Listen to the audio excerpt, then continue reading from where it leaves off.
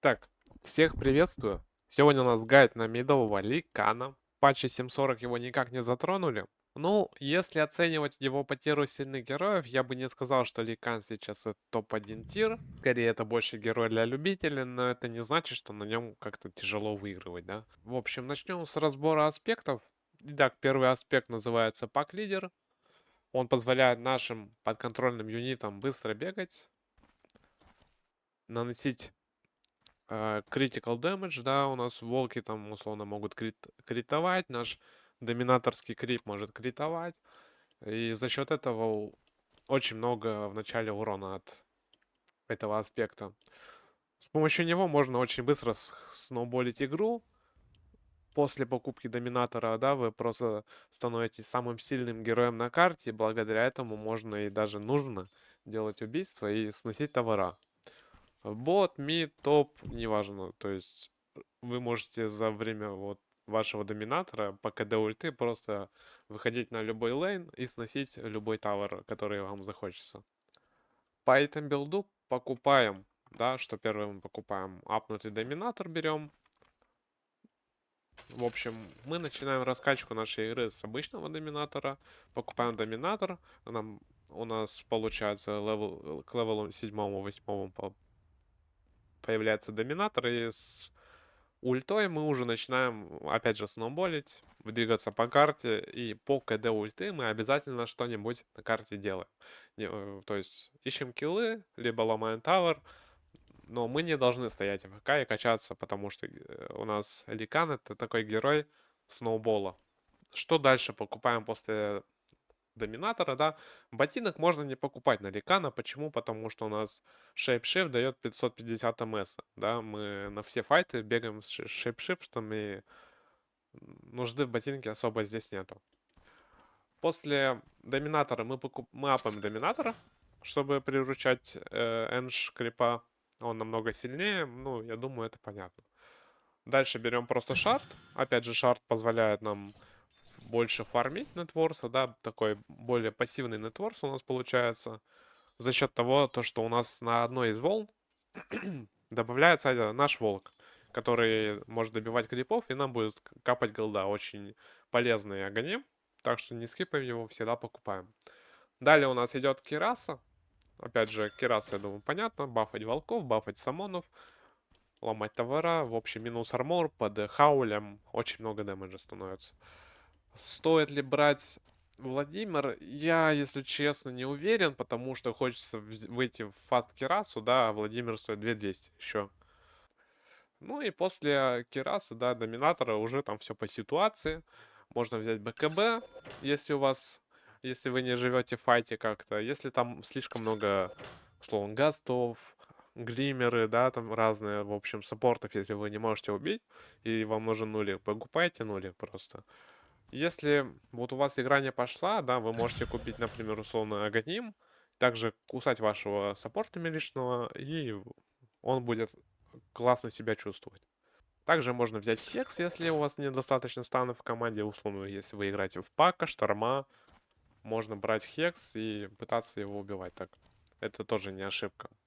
Приступаем к следующему аспекту. У нас идет аспект Spirit Wolves. На самом деле, второй аспект, я бы поставил его в самый низкий тир, ведь он не дает сильных бафов нашему герою. Действует этот аспект, призывая призрачных волков, которые бафают наш хп и урон. 480 хп и 48 урона с призванными волками. То есть, ну, не особо много, я бы сказал. То есть, вот такие волки у нас, мы ими не можем управлять никак. Они не бьют, они просто как бы за нами бегают и бафают наш дэмэдж и хп. Я вижу плейстайл только через гарпун, манту, в общем, вот такие статы. Даже сейчас Ликан уже не универсал, да, Ликан сейчас силовик, и, ну, это просто мусорный аспект, я считаю.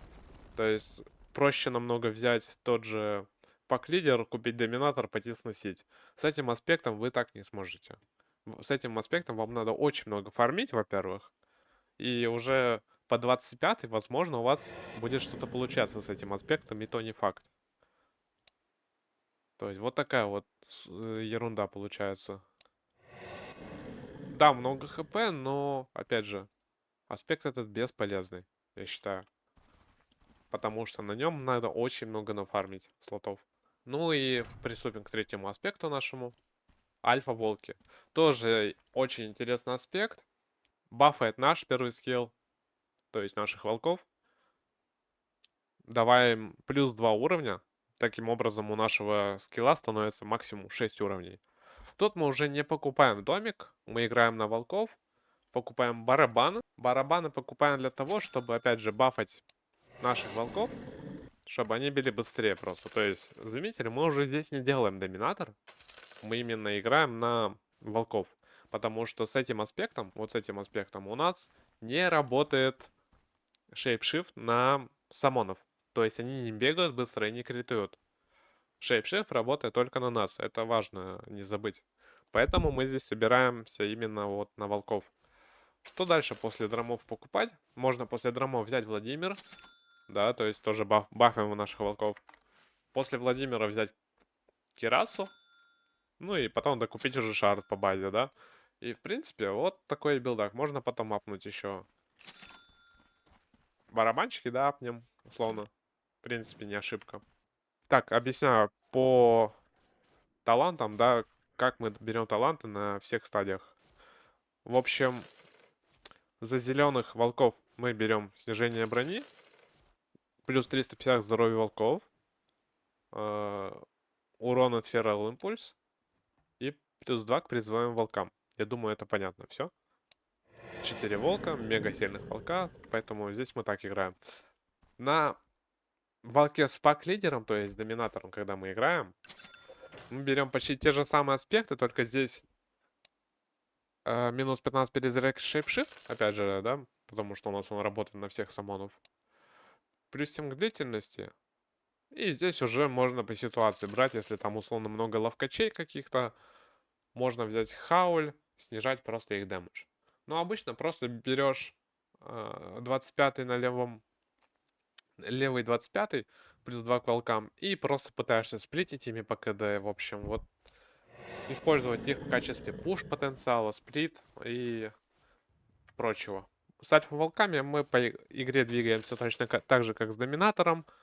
В начале обязательно надо докачать альфа-волков до конца.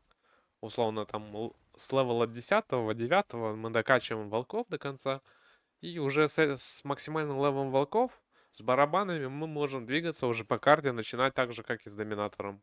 В общем, приступим сейчас к лайф-каточке, да, сразу вот покажу на примере, как играть, что делать, и увидимся уже скоро. Так, забыл сказать про начальный итем билд. Берем топорик, танго, 3 ветки. Можно взять сейдж маску, чтобы у нас хватало маны спамить волками. А также мы берем стеки в спамящей линии. Давай, давай, давай, все, идем. СФ,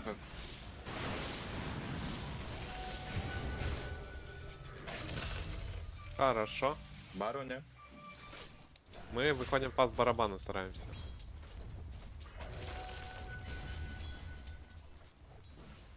Я на ноги.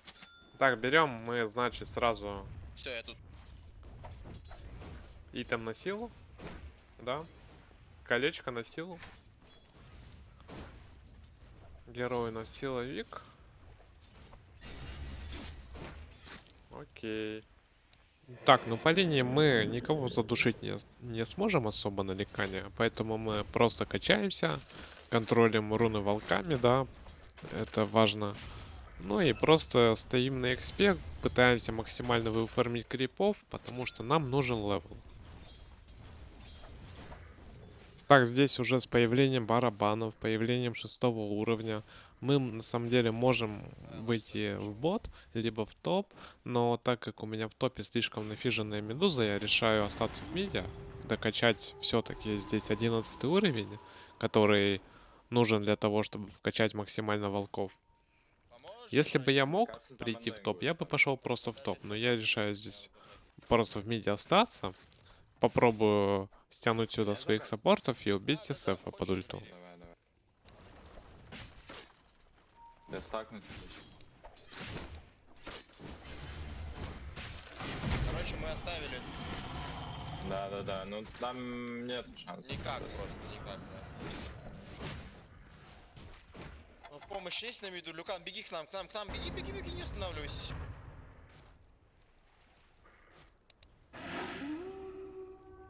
Хорош, блядь.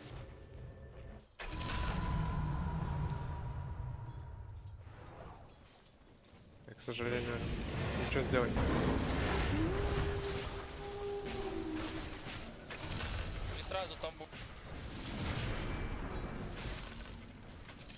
Так, опять же, здесь отталкиваюсь от ситуации, да, у меня парни в топе очень Ой, бля. нафидели медузу, она сейчас большая, и я не пытаюсь ее убить. Сейчас мы вот подрались в миде, как я и говорил, герои вражеские подставились, я немного экспы получил. Сейчас нам надо просто собрать все ультимейты Как будто даже 3. моих волков и попытаться убить эту нафиженную медузу. Я вот как раз пишу в чат об этом своей команде, что на медузу мы нападаем только все вместе, Люкана ждем. да, чтобы ее лишний раз не нафидить. Сетку кидаешь, сверху.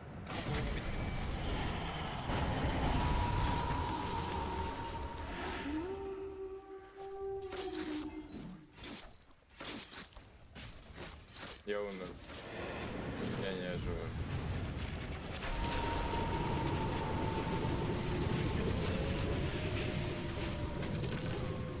Так, после того, как мы в Медитавр спушили, все, наконец я взял руну ДД нашел, и вот здесь хороший момент, подставляется Дуза с ДДшкой, и сейчас мы ее здесь накроем. Давайте когда подождем ульта его.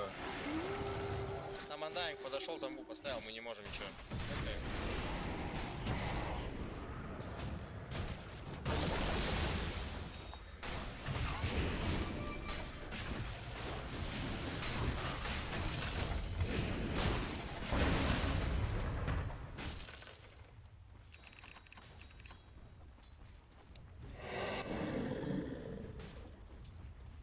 Ты знаешь, как будто можно и в руку выйти. Да, я заберу.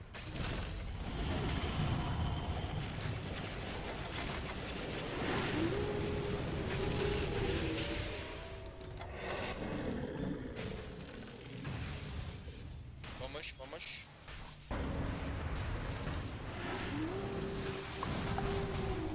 Не юзайте ульту, ребят, ничего не юзайте.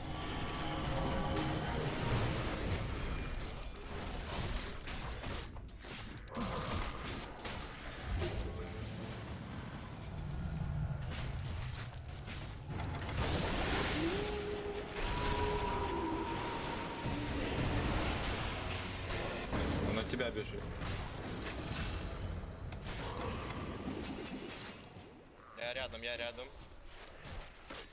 Я иду. Еще контроль будет. Го, не? А там бат. Надо что-то с ней делать. Беги. О.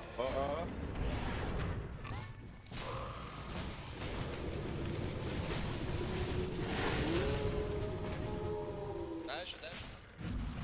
Он все сам. А все, он АФК, да, в самом деле? Ты, кстати, У меня есть. на Джаггере, ты же можешь пробить линии, там же никого нет. Он, короче, на баре, просто к баре ты пашешь и бывает, понял? Уже бьешь, ну ладно. Я иду.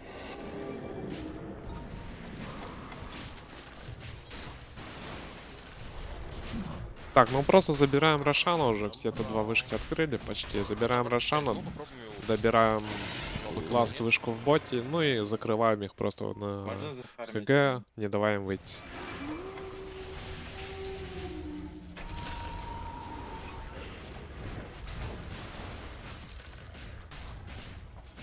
Следующий.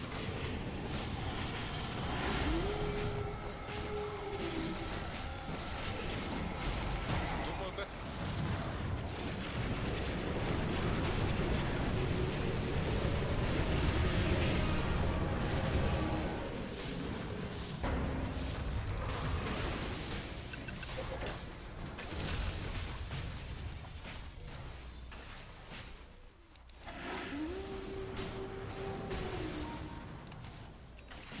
Давай, давай, давай.